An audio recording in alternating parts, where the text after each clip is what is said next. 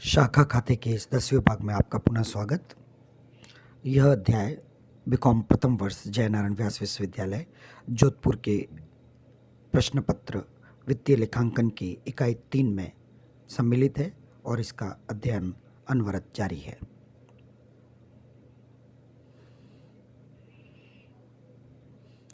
यह बीकॉम प्रथम वर्ष का विश्वविद्यालय द्वारा निर्धारित पाठ्यक्रम है, जिसमें यूनिट 3 इकाई 3 में जो अध्याय का अध्ययन हम जारी रखे हुए हैं वह लाल रंग से प्रत्येक व्याख्यान में जिस तरह दर्शाया जाता है उसी तरह दर्शाया जा रहा है। संपूर्ण पाठ्यक्रम आपके सामने होने से आपको अध्ययन करने में सदैव सुविधा रहती है।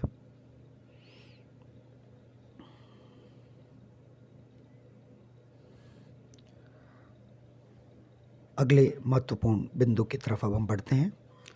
Let us start for the next important point, adjustment and reconciliation of branch and head office accounts. शाखा एवं मुख्य कार्यालय खाते का समायोजन एवं समाधान। If the branch and the head office accounts converse of each other do not tally, these must be reconciled before the preparation of the final accounts of the concern as a whole. यदि एक दूसरे की पुस्तकों में मुख्यालय खाता और शाखा खाता आपस में नहीं मिलते हैं तब इसका समाधान संपूर्ण फर्म के अंतिम खाते बनाने से पूर्व करना आवश्यक होता है।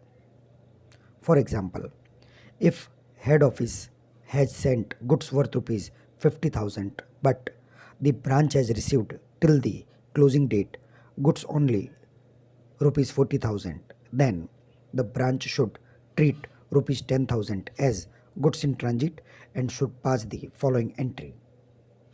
उदाहरणार्थ, यदि मुख्यालय द्वारा 50,000 रुपये का माल शाखा को भेजा गया है परंतु शाखा को वर्ष के अंत तक या पुस्तकें बंद करने की तिथि तक केवल 40,000 रुपये का माल ही प्राप्त हुआ है, तब शाखा को 10,000 रुपये का माल मार्गस्थ मानते हुए निम्नलिखित प्रविष्टि अपनी पुस्तकों में करनी चाहिए। Goods in transit account debit to head office account. However, there will be no entry in head office books, being the point where the event has been recorded in full, hence no further entries in head office books. यहाँ पर यह बात ध्यान देने योग्य है कि मुख्यालय की पुस्तकों में कोई भी प्रविष्टि नहीं की जाएगी, क्योंकि घटना संपूर्ण मूल्य पर मुख्यालय की पुस्तकों में रिकॉर्ड हो चुकी है। अतः मुख्यालय की पुस्तकों में और कोई प्रविष्टि अपेक्षित नहीं है। शाखा की पुस्तकों में 10,000 रुपये से प्रविष्टि कम हो रखी थी। इस प्रविष्टि को करने से शाखा खाते और मुख्यालय खाते दोनों के बीच का अंतर 10,000 रुपये तक अब कम हो जाएगा।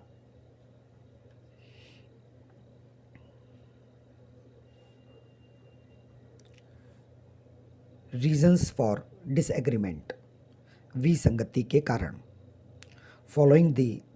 Following are the possible reasons for the disagreement between branch account in head office books and head office account in branch books on the closing date. मुख्यालय की पुस्तकों में शाखा खाते और शाखा की पुस्तकों में मुख्यालय खाते के मध्य अंतिम तिथि को विसंगतियों के प्रमुख रूप से निम्नलिखित संभावित कारण हैं। Goods dispatched by head office not received by the branch, these goods may be in transit or loss in transit. मुख्यालय द्वारा प्रेषित माल शाखा को वर्ष के अंत तक प्राप्त नहीं हुआ। ऐसा माल या तो अभी भी मार्गस्थ है अथवा मार्ग में ही नष्ट हो गया है। Goods returned by the branch to head office may have been received by the head office. Again, these goods may be in transit or lost in transit. शाखा द्वारा मुख्यालय को जो माल वापस भेजा गया है वह माल या तो मुख्यालय को प्राप्त हो जाता है अथवा मुख्यालय को प्राप्त नहीं होता है, यानी वह माल भी मार्गस्थ रह सकता है अथवा मार्ग में नष्ट हो सकता है। Amount remitted by head office to branch or vice versa remaining in transit on the closing date।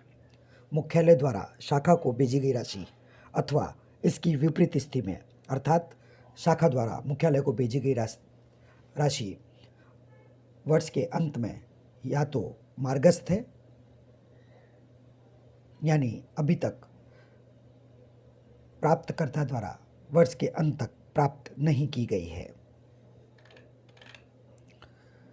Receipt of income or payment or expenses relating to the branch transacted by the head office or vice versa, hence not recorded at the respective ends wherein they are normally to be recorded।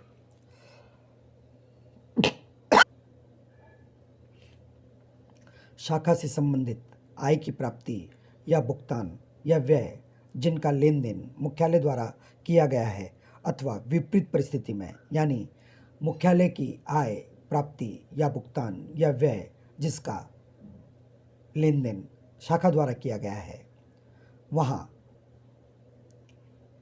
सामान्य रूप से जहाँ पर लेखा होना चाहिए वहाँ पर अभी तक नहीं किया गया हो।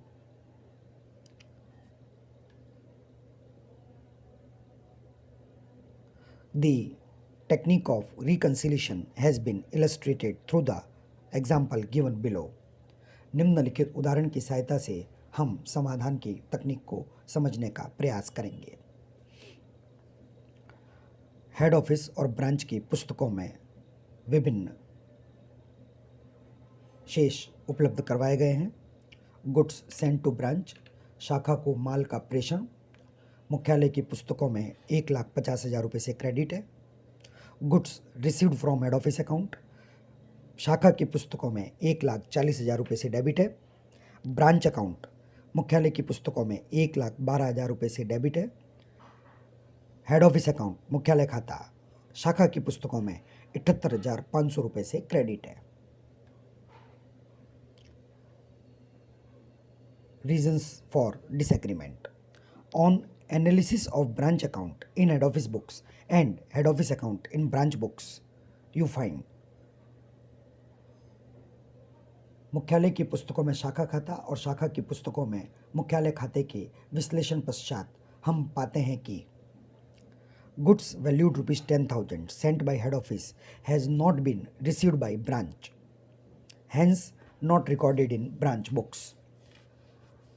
यह उपरोक्त विवरण से भी स्पष्ट रूप से पता लगता है कि शाखा द्वारा 1,40,000 रुपये का ही माल प्राप्त किया गया है, जबकि मुख्यालय द्वारा 1,50,000 रुपये का माल प्रेषण किया गया है, जिससे यह ज्ञात होता है कि 10,000 रुपये का माल जो मुख्यालय द्वारा भेजा गया है अभी तक शाखा को प्राप्त नहीं हुआ है, इसलिए अभी इसकी कोई प्रविष्टि शाखा की पुस्तकों में नहीं हुई है। ₹15,000 remitted by the branch has not been received, hence not recorded in the head office books। इसी प्रकार हमको ये सूचना प्राप्त हुई है कि 15,000 रुपये का राशि जो शाखा द्वारा भेजी गई है परंतु अभी तक मुख्यालय को प्राप्त नहीं हुई है। Direct collection of ₹10,500 from a customer of the branch by head office not inform to branch, hence not recorded by the branch. इसी प्रकार से हमको यह सूचना दी गई है कि 10,500 रुपये का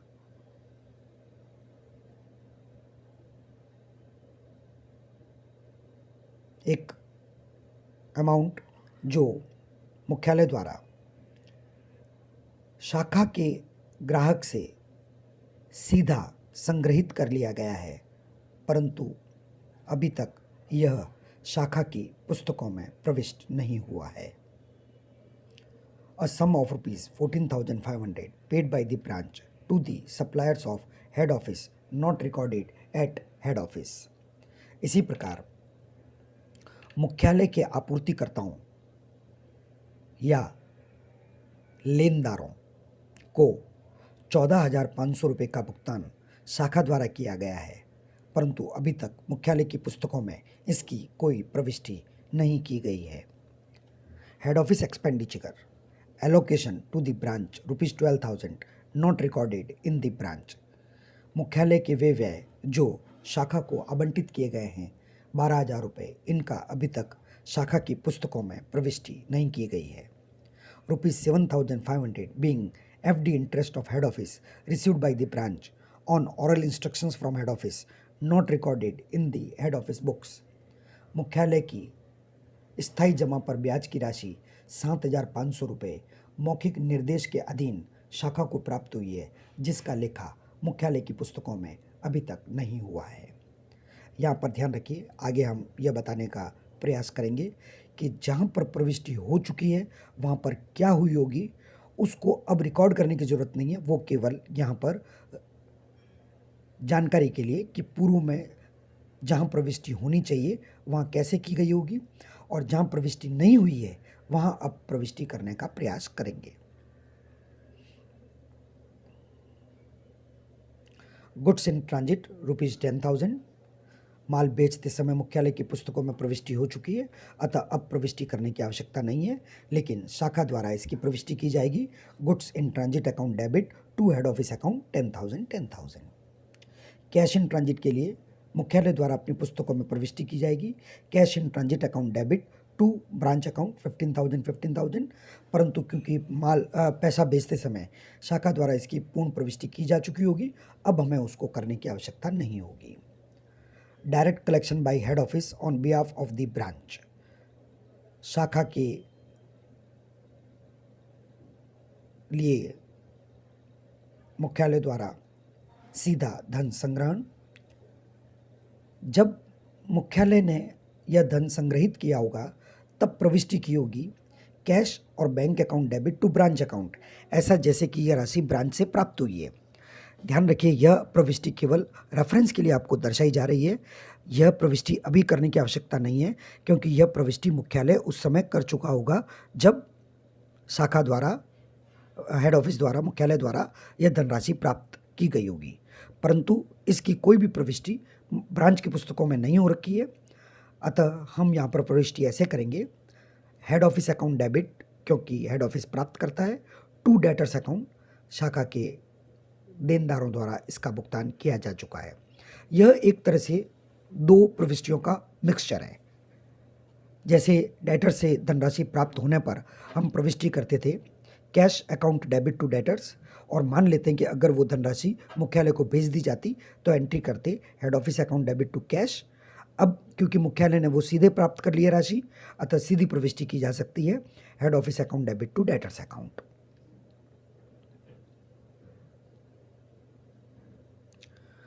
direct payment of ₹14,500 by branch on behalf of head office, मुख्यालय के बिहाफ पर शाखा द्वारा 14,500 रुपये का भुगतान। क्योंकि इसकी प्रविष्टि शाखा द्वारा भुगतान करते समय ही कर दी गई होगी, अतः अब हम यहाँ पर केवल रेफरेंस के लिए समझेंगे। अब उस प्रविष्टि को करने की आवश्यकता नहीं है। अब इसकी प्रविष्टि मुख्यालय की पुस्तकों में नहीं हो रखी है, तब हम करेंगे sundry creditors account debit to branch account, जबकि शाखा की पुस्तकों में ऐसे प्रविष्टि की गई होगी जब भुगतान किया गया होगा, जैसे मुख्यालय को भुगतान किया जा रहा है head office account debit to cash और bank account. Expenditure allocated to branch, जब शाखा को व्ययों का आवंटन किया जाए, यानी मुख्यालय के कुल व्ययों में से एक हिस्सा जो शाखा के हिस्से में आता है उसके लिए प्रविष्टि की जाएगी। Branch account debit to expenses account, क्योंकि जब मुख्यालय ने एक्सपेंसेस का पेमेंट किया होगा तब प्रविष्टि की होगी expenses account debit to cash account. उसका एक हिस्सा उसका स्वयं का होगा जो प्रॉफिट एंड लॉस अकाउंट में ट्रांसफ़र कर देंगे, और जो हिस्सा ब्रांच के हिस्से में डालना है उसकी ये प्रविष्टि हेड ऑफिस द्वारा, मुख्यालय द्वारा की जाती है। लेकिन यह प्रविष्टि अभी हमें करने की आवश्यकता नहीं है। यह प्रविष्टि तो मुख्यालय की पुस्तकों में हो चुकी है जैसे ही इस व्यय को आवंटित किया गया है, परंतु शाखा को अब सूचना मिली है, अतः शाखा इसकी प्रविष्टि अब करेगी। ये उसके अपने एक्सपेंसेस है, ब्रांच एक्सपेंसेस अकाउंट डेबिट, जिनका भुगतान मुख्यालय द्वारा किया गया है टू हेड ऑफिस अकाउंट 12,000।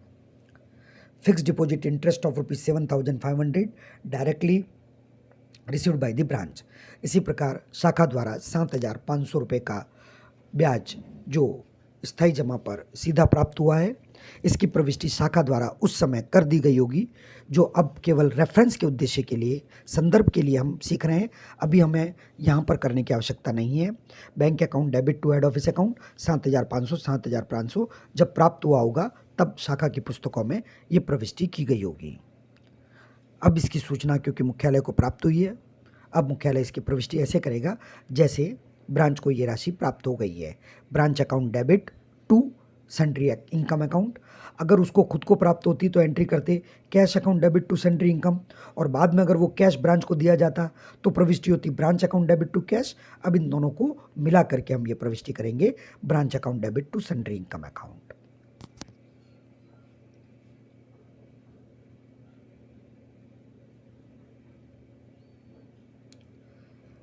जैसे ही अभी की गई प्रविष्टियों को हम मुख्यालय की पुस्तकों में और शाखा की पुस्तकों में उनके संबंधित खातों में पोस्ट करेंगे तो शाखा की पुस्तकों में मुख्यालय खाता और मुख्यालय की पुस्तकों में शाखा खाता दोनों के शेष विपरीत अवस्था में समान हो जाएंगे। आइए देखते हैं। वर्तमान में शाखा की पुस्तकों में मुख्यालय का क्रेडिट शेष है 78,500। उपरोक्त प्रविष्टियों की posting by goods in transit 10,000, by branch expenses 12,000, to sundry debtors 10,500, और अब हमारे पास में नवीन बैलेंस प्राप्त हुआ है 90,000 रुपये। जब मुख्यालय की पुस्तकों में शाखा खाता पुनः बनाएंगे तो यही शेष आ जाएगा और दोनों की यहाँ पर जो क्रेडिट बैलेंस आया है वहाँ पर डेबिट बैलेंस आने से समानता हो जाएगी। ये है आपके सामने मुख्यालय की पुस्तकों में शाखा खाता, जिसका वर्तमान में ओपनिंग बैलेंस डेबिट 1,12,000 रुपये है, बाई कैश इन ट्रांजिट 15,000 रुपये, by sundry creditors 14,500, to sundry income 7,500, और ये देखिए नवीन बैलेंस यहाँ पर जो प्राप्त हुआ है डेबिट बैलेंस 90,000 रुपये। यानी मुख्यालय की पुस्तकों में शाखा खाता अब 90,000 रुपये से डेबिट है और शाखा की पुस्तकों में मुख्यालय खाता 90,000 रुपये से क्रेडिट है। दोनों में जो विसंगतियों के कारण थे वो अब दूर कर दिए गए हैं।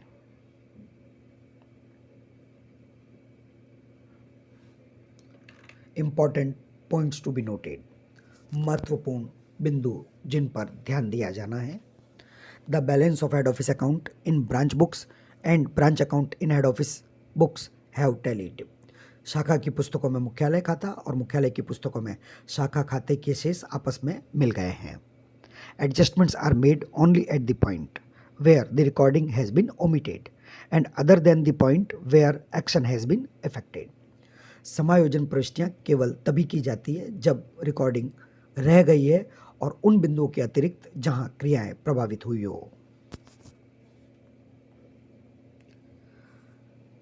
शेष कुछ और महत्वपूर्ण बिंदु उन पर हम अगले व्याख्यान में बात करेंगे।